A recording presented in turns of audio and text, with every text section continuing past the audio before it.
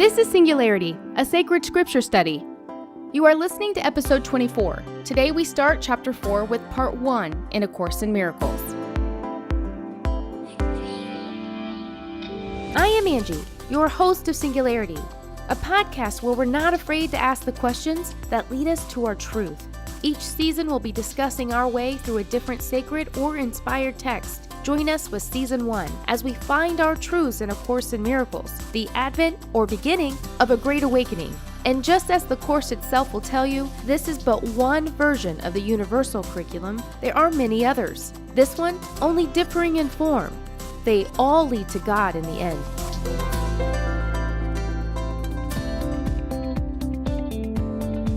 So go ahead and grab your coffee. Have your pen and paper handy and the text if you haven't. Don't forget, a free version is available online at acourseinmiraclesnow.com. Now the journey in discovering our truths starts right now. Here we go.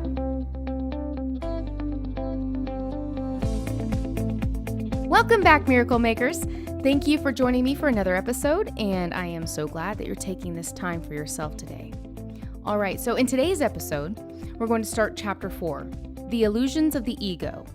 Now, before I started my study of part 1, I wanted to get an overall idea of what this chapter was trying to tell us, to have an idea of what truths we might walk away with after studying chapter 4. I know that typically we've gone from part to part. What I've realized doing it this way, I see the one simple truth course was resurrecting within us. And as your host of these studies, I don't want to lose these simple truths within all of the information in each study. So this inspired me to look over the outline for this chapter, so I did. I read each title for parts 1 through 7, and here's what chapter 4 has in store for us. This week 1 of 7, we're going to know what teaching and learning looks like from the right mindset, what it feels like, and how to do it.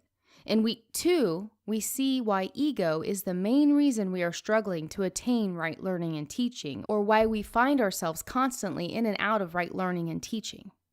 In week 3, the course is saying to us, hey, you can have love without conflict. And then part 4 goes another step further in that. Not only can we have love without conflict, that we don't even have to live in conflict at all. That it doesn't have to be this way. In part 5, with this understanding in place, the text takes us back to ego and exposes it for the illusion that it is. Part 6 is going to show us if we figure this out, if we realize the illusions of the ego, for the illusion they are, and if we understand we can have love without conflict and that it doesn't have to be this way, that we can learn and teach in the right mindset, then we will allow ourselves to receive the rewards of God. And then in part 7, the last part of this chapter, we are shown what can happen if we allow and receive these rewards from God. How we'll experience a world where we communicate with creation and we'll use creation as that language of love. So it's an awesome chapter, and I'm excited about studying it with you. Now again, all this was just from reading the titles of each part of the chapter, so I can only imagine the truths we're going to be uncovering as we dive deep into the details with each episode. Okay, so with that said, let's begin this week's episode with part 1 of chapter 4, Right Teaching and Right Learning. Paragraph 1. The teacher is the learner, and the learner becomes the teacher. When you hear it, it's very simply stated, but what the course is cluing us in on is profound. Teaching is a learning process that becomes a teaching process. And as part of the learning process, the learner will teach to further their learning. Teachers will do these 4 things. First, a good teacher will focus on their truth until it's clear. Second, they'll teach their truth, becoming even more familiar with them. Third, a good teacher must believe their truth. And fourth, a good teacher believes in the student to recognize, remember, and add to their own truth. Paragraph 2. There is fear in learning.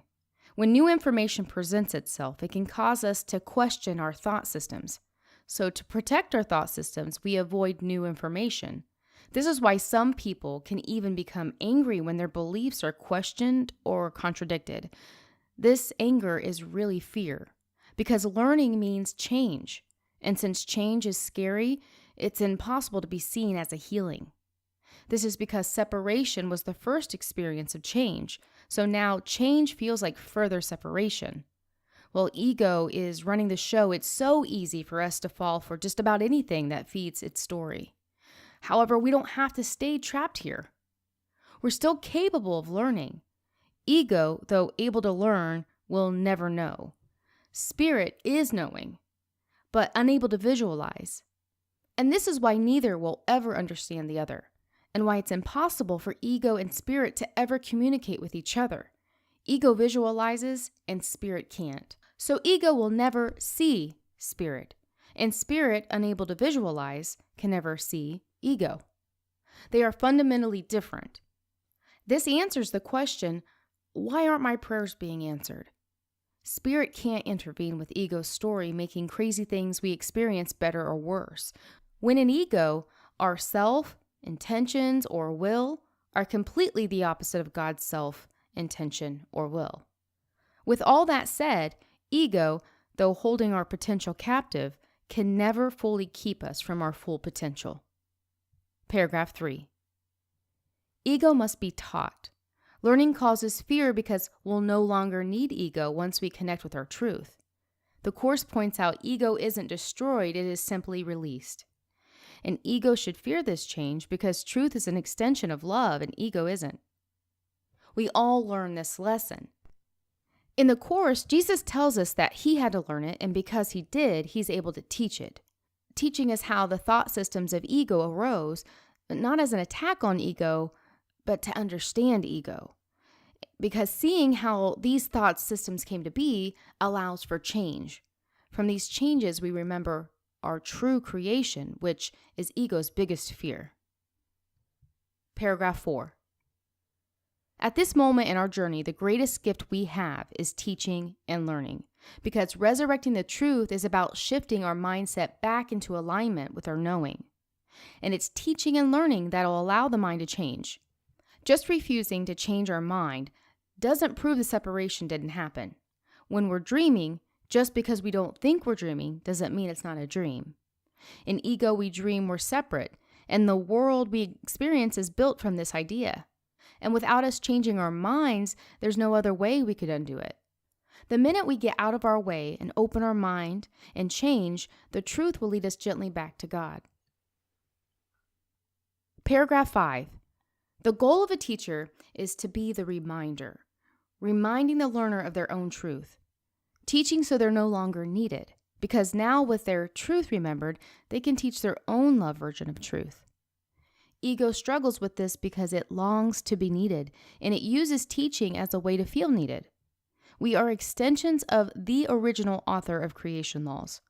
The laws set within everything, protecting and ensuring existing systems continue to operate. Now, this is why ego ropes us in, because we, like God, when we create, establish these same laws, protecting and ensuring the systems that we create, including those of egos. So it's completely normal for ego to take full advantage of our gifts using these laws, protecting itself by making its own system of beliefs using our gifts in reverse. However, it's not so normal for us to obey ego's laws, unless we believe them. Ego has no choice because this is how it was designed to work. However, we weren't. We have a choice. Paragraph 6. In the current world of ego, there's a lot of clashing. However, in spirit, nothing clashes. This means if we see the teacher as more than ourselves, then we are seeing with fear, because when we see more in someone else, we are seeing less in ourselves. This is giving our power over to the idea of us all running around separate instead of being unified and equal. With just a thought, we can connect to spirit, and when we do, spirit will teach and live through us. The ultimate goal being to resurrect our own truth so no teacher is needed. The ego-oriented teacher. Ego's teachers take full credit when they've had an effect on another's ego, or when they see what they've taught has been learned by the student. They take full credit for that. Teaching becomes a way to feed the ego. And when the mind is so focused on teaching from this place, spirit can't work through us. And we aren't really teachers if this is how we teach. Ego's teachings can either be accepted or denied. However, spirit is never received in either of these ways. Spirit is always seen as a teacher. Paragraph 7. Spirit teaches us with patience and doesn't decide our learning limits for us. That's left to be determined by us. Teachers will teach as Spirit does, with patience, repeating lessons until they're learned. But our value isn't determined by what we do. Our value is in what we are, and has already been determined by our Creator. But we really only know our full value when we accept our truth. And until we accept this truth, everything we teach or learn will be based in fear, especially the things feeding into the idea of levels of worth or value. Striving for success or avoiding failure is something created and driven by ego. God has nothing to do with success or failure, because with God, there's no such thing. Instead, our value is constant. Our spirit's worth is in a constant state of perfection because we didn't create our spirit, God did. And to think any different is a delusion. And committing to our belief in truth is impossible with the delusion.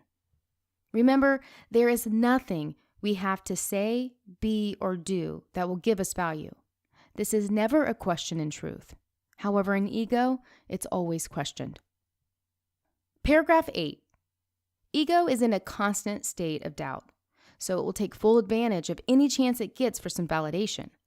We made it, and on some level, we realize it's not real, so we can't fully trust ego.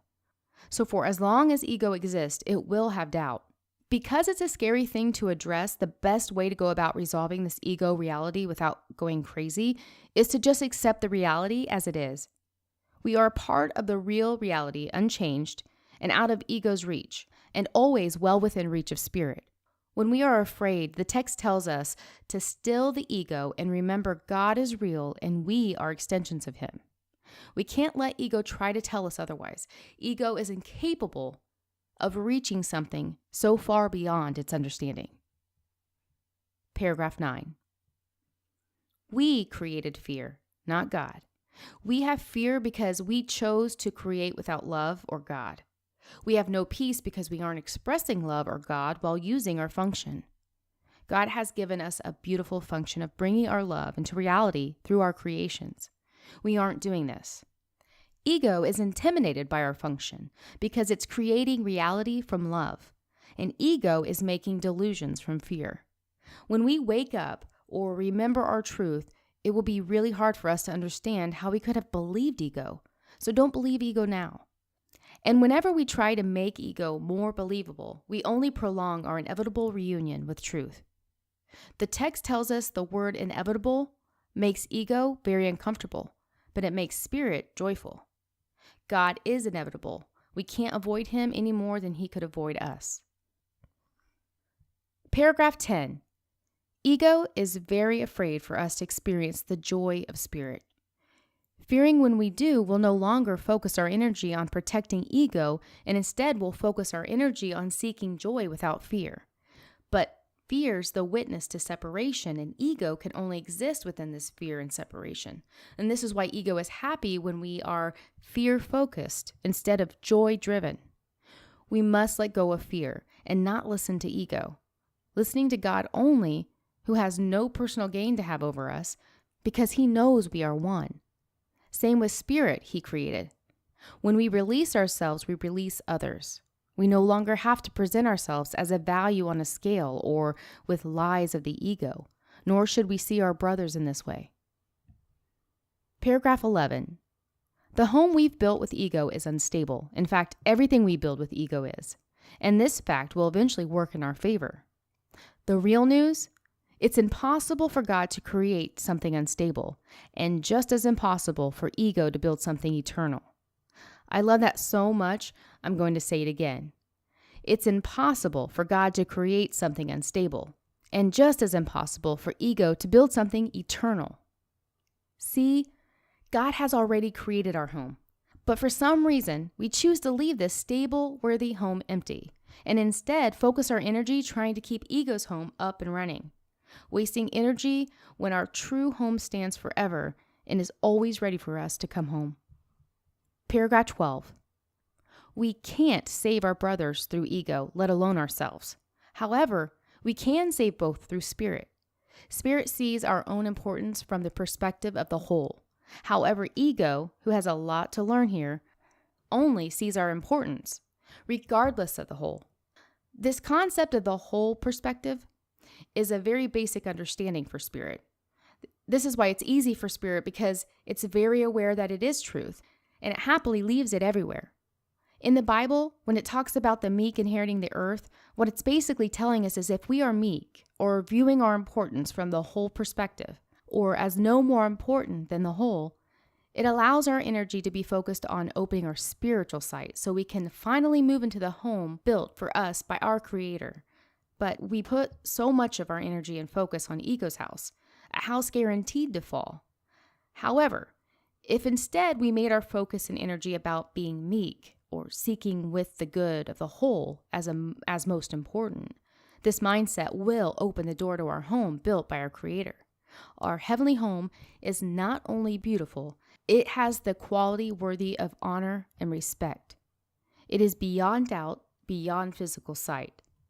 It stands forever as a symbol indicating the love our Creator has for us. Paragraph 13. Here in the text, Jesus says he can fill in for our ego if we want, but he can't fill in for our spirit. Jesus is compared to a responsible older brother who's looking out for us, but not to be confused as our Creator. Jesus is in charge of looking after our bodies and our egos, if only so that we can move our attention away from them, allowing him to show us their importance. He's able to understand why they feel so important to us because he too was tempted to believe he was a body in this world. Jesus says, let's take this lesson on together so that we can be free together. The goal here is to heal the mind. And to do this, we'll need teachers who are loving and loyal to healing the mind. In the meantime, no worries, because spirit is unfazed by the unhealed mind, holding its own while we heal it. The Course says, in this world, you need not have tribulation because I have overcome the world. That is why you should be of good cheer. Then the Bible reads in John 16:33, a very similar statement. These things I have spoken unto you, that in me ye might have peace. In the world ye shall have tribulation, but be of good cheer. I have overcome the world. Wow, it's incredible to see the Bible with the clarity of the Course and to hear them basically saying the same thing, which when plainly said is this. Jesus tells us that we can be of the world and not experience the fear or any of its side effects. We should be ecstatic and full of hope because he did it, and with his guidance, we can too. In next week's episode, we're going to talk about what it is that's getting in our way, what's interrupting our flow. Why is it that sometimes we can learn and teach with our right mindset, but then other times we can't? What is it that's pulling us in and out? What's tugging at us, and what has us roped in? We're going to talk about all of that and more next week when we talk about the ego and false autonomy.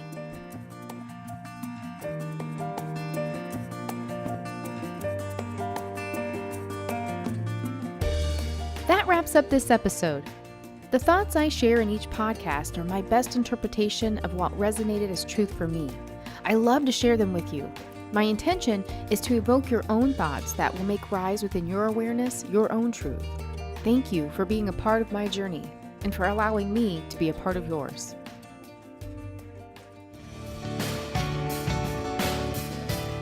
With your coffee still warm and your notes fresh, take some time to go inward. Align yourself daily with your truth and take it with you into every experience. And until next time, keep shining.